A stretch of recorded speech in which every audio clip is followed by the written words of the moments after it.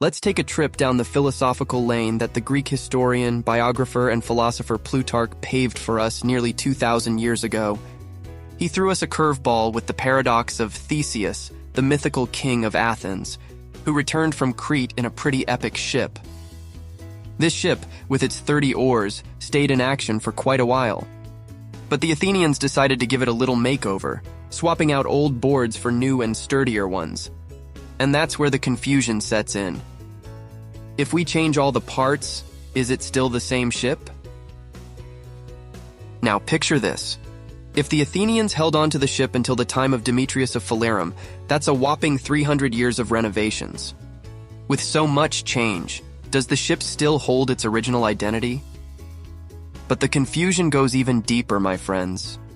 If we take the old wood and build another identical ship, which one is the original?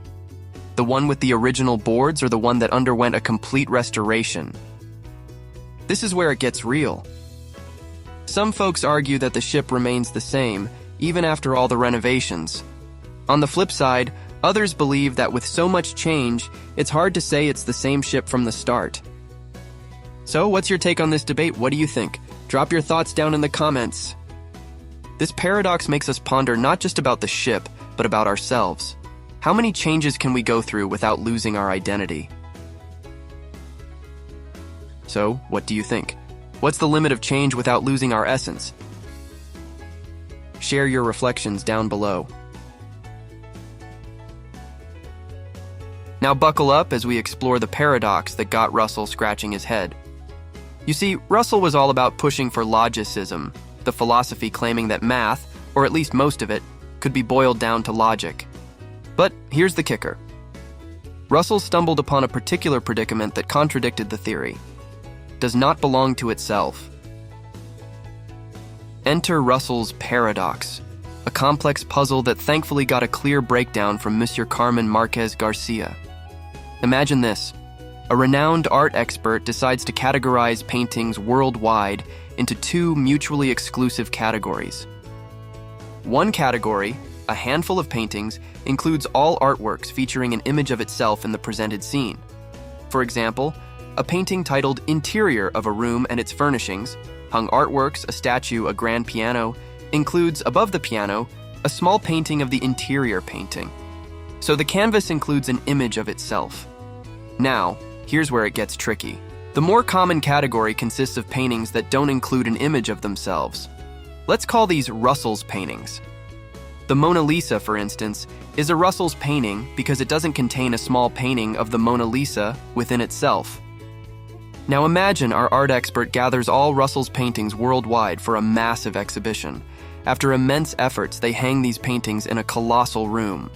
Proud of this achievement, the expert instructs an artist to paint a picture of the room and its contents.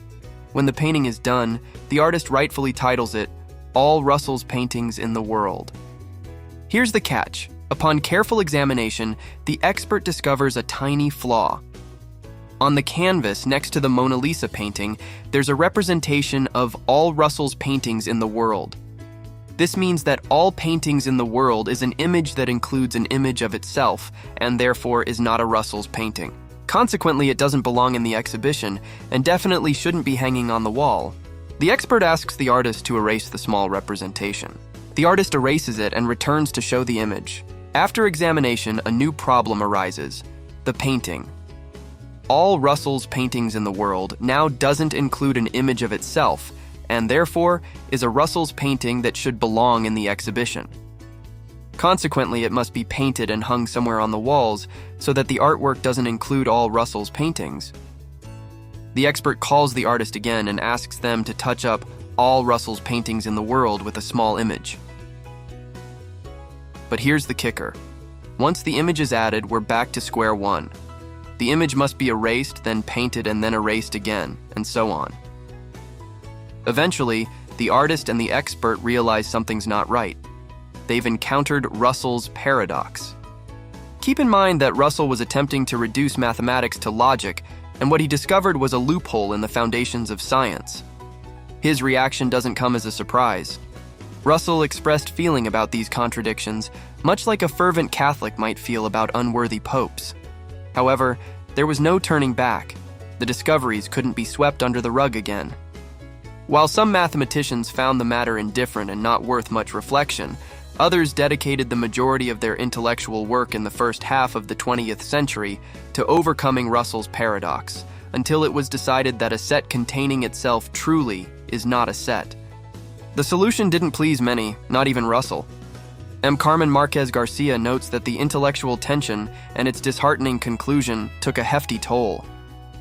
Russell would recall how, after this, he turned away from mathematical logic with a kind of nausea. He contemplated suicide but decided against it because, as he observed, he would surely regret it.